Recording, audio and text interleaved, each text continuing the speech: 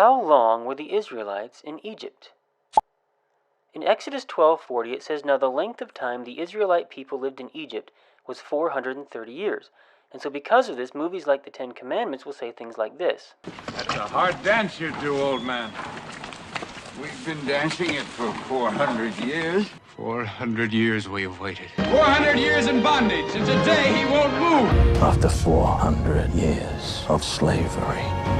And experts on the topic will say things like this. The Israelites were there 430 years. We have the record in the Bible that tells about the Israelites going into Egypt and living there for 430 years. But if you do the math, you'll find that this is not mathematically possible.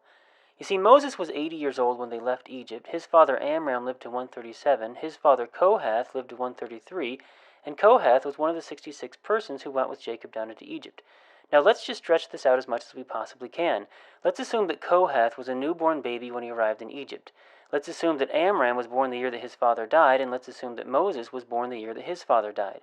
So take 133 plus 137 plus 80, and that equals 350, which means that the amount of time the Israelites were in Egypt could have been no longer than 350 years maximum. Now more than likely Kohath was probably not a newborn baby when he arrived in Egypt. More than likely Moses was not born the year that his father died, and more than likely Amram was not born the year that his father died, which means that the amount of time the Israelites were in Egypt would have been significantly less than 350 years. So why does Exodus 12:40 say the Israelites were in Egypt for 430 years when this is not mathematically possible? The key is found in one of Paul's letters. In Galatians 3:16 and 17, Paul says, "Now to Abraham and his seed were the promises made. And this I say, that the law, which was 430 years later, cannot annul the covenant that was confirmed before by God in Christ."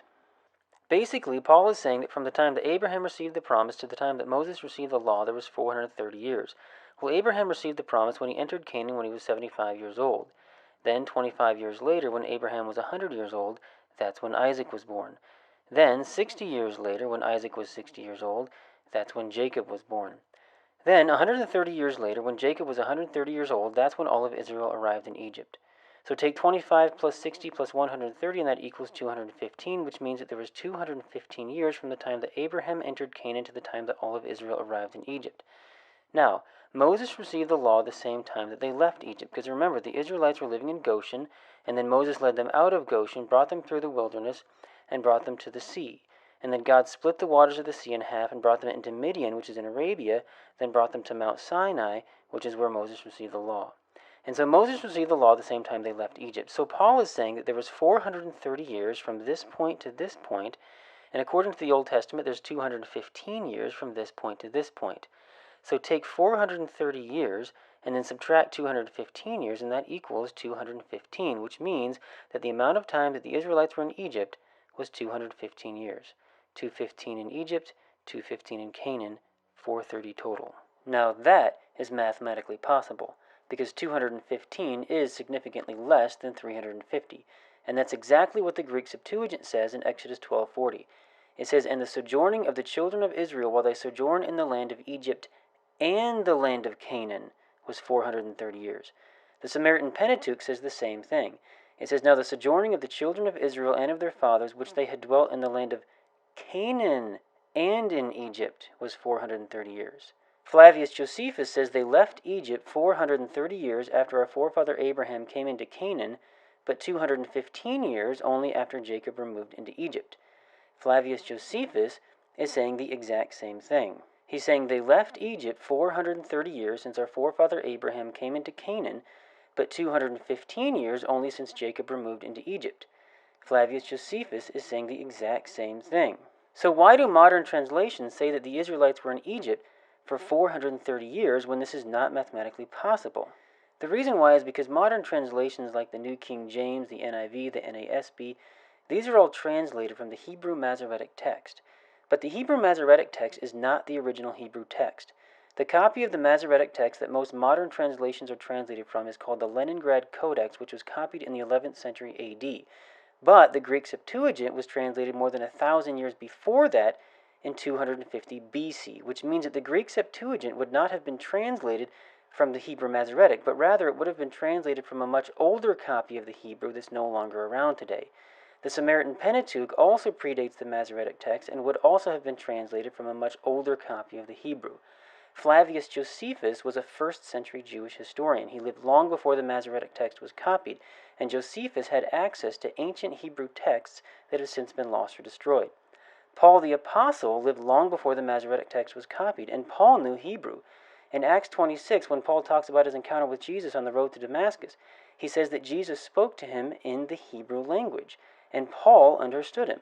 Paul knew Hebrew, and so Paul would also have studied from a much older copy of the Hebrew. And what Paul says in Galatians 3:16 and 17 is consistent with the Greek Septuagint, the Samaritan Pentateuch, and the writings of Flavius Josephus. Now the Bible says, by the mouth of 2 or 3 witnesses every word shall be established. Well, we've got more than 2 or 3 witnesses here. We've got 4 witnesses all bearing witness that the original Hebrew text said that the Israelites will be in Egypt and Canaan for 430 years. But more than 1,000 years later, when the Hebrew Masoretic text was copied, the phrase "and Canaan" was dropped out of the text, and all of our Bibles are translated from this corrupted copy of the Hebrew. The New King James, the Old King James, the NIV, the NASB, the ESV. If you go to BibleGateway.com, you'll find there's 50 English translations of the Bible on this website, and every single one of them say that the Israelites were in Egypt for 430 years, which is incorrect and mathematically impossible. Every single one of these translations are inconsistent with the original Hebrew because they're all translated from the Hebrew Masoretic, and according to these 4 witnesses, the Masoretic text copied it incorrectly. As a matter of fact, these ages of Moses and his father and grandfather are recorded in the Masoretic text, and yet they only add up to 350 years maximum. So in that sense, there's even a 5th witness. The Masoretic bears witness against itself. And so the amount of time the Israelites were in Egypt was only 215 years. But the years of slavery was even less than that, because the Israelites did not become slaves until after Joseph and all that generation died, and then a new king arose who did not know Joseph. Well, Joseph was 30 years old when he entered Pharaoh's service. Then shortly after there were 7 years of abundance and then 7 years of famine. So it would appear that after the 7 years of abundance, Joseph would have been 37 years old. Then 2 years into the famine, when he was 39, that's when all of Israel arrived in Egypt. So based on the information given, it appears as if Joseph was 39 years old at the beginning of that 215 years. Then Joseph died at 110. So take 110 and subtract 39, and that equals 71, which means that for 71 years, the Israelites were in Egypt under Joseph's rule, and they were not slaves during those 71 years. So take the 215 years that the Israelites were in Egypt, subtract the 71 years that Joseph was in power, and that equals 144, which means that the Israelites were not slaves for any longer than 144 years maximum.